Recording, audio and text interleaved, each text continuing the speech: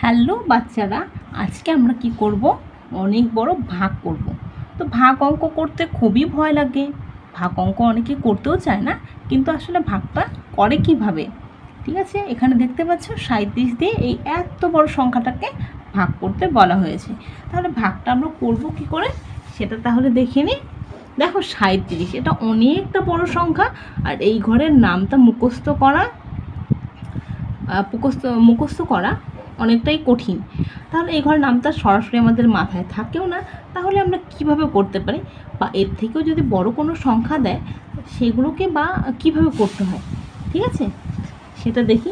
তাহলে আমরা কি করব, আমরা যে নামটা পড়ি আসলে কিন্তু আমরা 1 2 3 4 এসব দিয়ে গুণ করি, ঠিক আছে।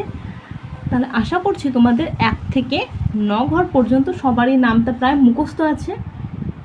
তাহলে করি, এখানে কত আছে দেখো 37। আমাদের কি করতে হবে, এই যে এখানে সংখ্যা দেখব। তাহলে এখানে দুটো সংখ্যা আছে, এখানে দুটো সংখ্যা যদি আমি দেখি কত হচ্ছে, 2 এ 5 25। 37-এর থেকে 25 কিন্তু অনেকটাই ছোট। তাহলে 37 কি 25-এর মধ্যে যাবে? একদমই যাবে না, কারণ 37-এর থেকে 25 অনেকটাই ছোট। এখন তাহলে আমাদের কি করতে হবে, তিনটে সংখ্যাকে নেব। কটা সংখ্যাকে নেব? তিনটে। তাহলে তিনটে নিয়ে এখন কি করব, আমরা যেহেতু আমরা এত 37 ঘরের নামটা জানি না, আমরা কি করব, যে ঘর নামটা আমরা জানবো না আমরা গুণ করে নেব। তাহলে পাশে গুণটা করি, দেখো এখানে 37। আচ্ছা, এখানে দেখো 256, অনেকটা বড় সংখ্যা। তাহলে আমরা কি করি, আমরা 37কে একটু বড় সংখ্যা দিয়ে গুণ করি। তোমরা চাইলে 1 2 3 4 5 এগুলো দিয়ে করতে পারো, হ্যাঁ। তার আমি একটু বড় সংখ্যা দিয়ে তোমরা চাইলে করতে পারো 1 থেকে শুরু করে। তাহলে যেহেতু আমি বুঝতে পারছি যে সংখ্যাটা অনেকটাই বড়, আমি কি করলাম, আমি এটাকে 5 দিয়ে গুণ দিয়ে দেখি, ঠিক আছে। 5 7 35-এর 5, হাতে থাকে 3 3 5 15 আর 3 18।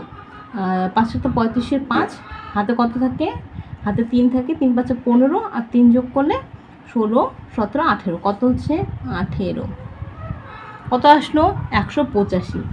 তাহলে আরেকবার করে দেখি, কারণ ছোট সংখ্যা এসেছে, মানে যতক্ষণ না পর্যন্ত এই সংখ্যার ওপরে কোনো সংখ্যা আসে ততক্ষণ আমাদের করে যেতে হবে, বা এই সংখ্যাটাই আসে ততক্ষণ পর্যন্ত আমাদের গুণটা করে যেতে হবে। তাহলে 37কে আমি কি করি, এবার 7 দিয়ে গুণ দিই।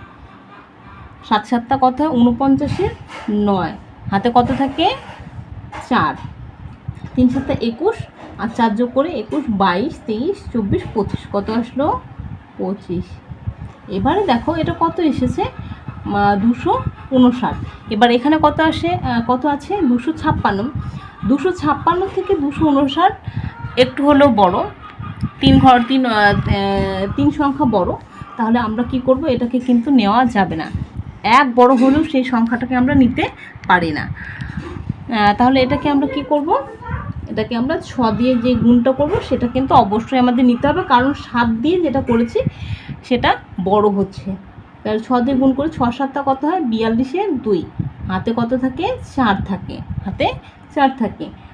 318 আর 4 যোগ করলে কত 18 19 20 21 22, কত হচ্ছে 22। তাহলে আমাদের কত এসেছে 6 দিয়ে করলে, এটাই আমাদের কিন্তু অবশ্যই নিতে হবে, কারণ 7 দিয়ে আমরা গুণ করে দেখেছি বড় হয়ে গেছে। তাহলে কত আসলো আমাদের 6 দিয়ে গুণ করে 222। এখানে তাহলে কী লিখবো, 222। এবার আমাদের ভাগের ক্ষেত্রে কি করতে হয়, বিয়োগ করতে হয়। বিয়োগ করবো এবার, 6 থেকে 2 বিয়োগ করলে 4, 5 থেকে 2 বিয়োগ করলে 3, আর 2 থেকে 2 বিয়োগ করলে কত হয় 0। তোমরা চাইলে এখানে 0 লিখতেও পারো, নাও লিখতে পারো, কারণ 0 কিন্তু কোনো কাজ করে না, এখানে সংখ্যার সামনে 0 কোনো কাজ থাকে না। তাহলে এই 4টাকে আমরা নিচে নামাবো। এইবারে সংখ্যাটা কত হলো 344। সংখ্যাটা অনেকটাই বড়। আমরা যে 7 দিয়ে করেছি সেখানে কত এসেছিল 259 পর্যন্ত এসেছে। তাহলে এটাকে আমরা কাজ করি 9 দিয়ে গুণ করে দেখি কত আসে। 7 নং কত হয় 63, 63-র কত বসে 3, হাতে থাকে 6, 3 নং 27 28 29 30 31 32 33।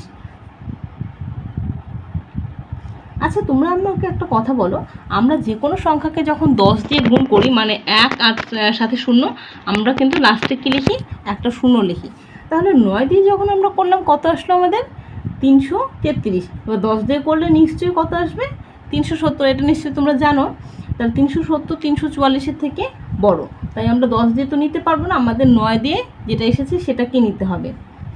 ঠিক আছে, তাহলে এখানে আমি 9 লিখলাম আর এখানে 333। এবারও আমরা কি করব? বিয়োগ করব। কি করব? বিয়োগ। 4 থেকে 3 বিয়োগ করলে কত হয়? 1। 4 থেকে 3 বিয়োগ করলে কত হয়? 1। আর 3 থেকে 3 বিয়োগ করলে কত হয়? 0। 0 লিখাও যায়, 0 না লিখলেও চলে, আবার না লিখলেও চলে, কারণ 0 সামনে থেকে কোনো কিছু, 0 কোনো সংখ্যার সামনে থাকলে সেই শূন্যকে আমরা নেই না। এবার এটাকে নিয়ে আসলাম, কত হলো? 8। এবারে দেখো আমরা এতক্ষণ ধরে বড় বড় সংখ্যা দিয়ে করলাম, কিন্তু এবার 118 এসেছে, মানে যেটা অনেকটাই কম। এখানে আমরা শেষ 5 দিয়ে করেছি, শেষ আমরা 9 দিয়ে করেছি, সব থেকে ছোটো 5 দিয়ে করেছি, সেটাতেই বড় এসেছে 185, অনেকটা বড়। তাহলে আমরা কাজ করে এটাকে 3 দিয়ে গুণ করে দেখি। আচ্ছা 3 7 কত হয়? 3 7 21। 21-এর কত বসে? 1। হাতে কত থাকে? 2। 3 তিরিক্ষা 9। 9 আর 2 11। কত আসলো? 111। তাহলে এটা অনেকটাই, এটাকে আমরা 4 দিয়ে একবার গুণ করে দেখি। 4 7 28। 28-এর 8 হাতে কত থাকে? 2। 3 4 12। 12 আর 2 যোগ করলে 13 14। মানে কত আসলো? যদি আমরা 4 দিয়ে করি 148। অবশ্যই এটা বড় সংখ্যা, তাহলে আমাদের 3 দিয়ে যেটা করেছি সেটাকে নিতে হবে, মানে 111। এখানে 3 লিখবো আর এখানে 111। ঠিক আছে, এবার বিয়োগ করব। 8-এর থেকে 1 বিয়োগ করলে কত হয়? 8-এর থেকে 1 বিয়োগ করলে 7। 1-এর থেকে 1 বিয়োগ করলে 0, আবার 1-এর থেকে 1 বিয়োগ করলে 0। শূন্যগুলোকে কেটে দেবো, কারণ সামনে শূন্য আমাদের কোনো, মানে শূন্যকে আমরা নেই না। ঠিক আছে, এবার যে লাস্টের যে 4টা আছে সেটাকে নিলাম। 4। কত আসলো? 74। কত আসলো? 74। তাহলে এটাও দেখতে পাচ্ছ যে অনেক ছোট এসেছে। আমরা 3 দিয়ে করেছি, কত এসেছিলো? 111। তাহলে আমরা এবার 2 দিয়ে করে দেখি। 7 দুগুণ কত হয়? 14। 14 4 হাতে 1। 3 দুগুণ 6 আর 7। কত আসলো? দেখো মিলে গেল, এখানে 74 এসেছে, এখানে 74 এসেছে। তাহলে এখানে 2 লিখব আর এখানে 74। এই আমাদের অঙ্ক কত হলো? 0। এই আমাদের অঙ্ক মিলে গেল।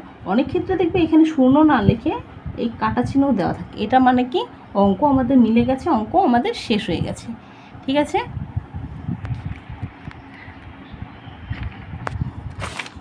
আচ্ছা আরেকটা কথা বলি, এই যে আমরা ভাগ অঙ্ক করি, এই যে মাঝে সংখ্যাটা থাকে এটাকে বলে কি বলে? এটাকে ভাজ্য। কি বলে? ভাজক। আর যেই সংখ্যাটা দিয়ে আমরা ভাগ করি এটাকে কি বলে? ভাজক। আর যেটা লাস্টে আমরা পাই সেটাকে কি বলে? ভাগশেষ। কি বলে? ভাগশেষ। আর যেটা আমরা ওপরে পাই বা পাশে পাই, অনেক সময় পাশেও পাই, তো ওপরে যেটা পাই সেটাকে কি বলে? ভাগফল। তাহলে এইভাবে কিন্তু বড় ভাগ আমরা খুব সহজে করে নিতে পারবো। একটু সময় লাগবে শিখতে আমাদের জিনিসটা, কিন্তু বড় ভাগ আমরা এইভাবে করে নিতে পারবো। ঠিক আছে, বুঝতে পেরেছো তোমরা? এইভাবে কিন্তু তোমরা বাড়িতে প্র্যাকটিস করবে।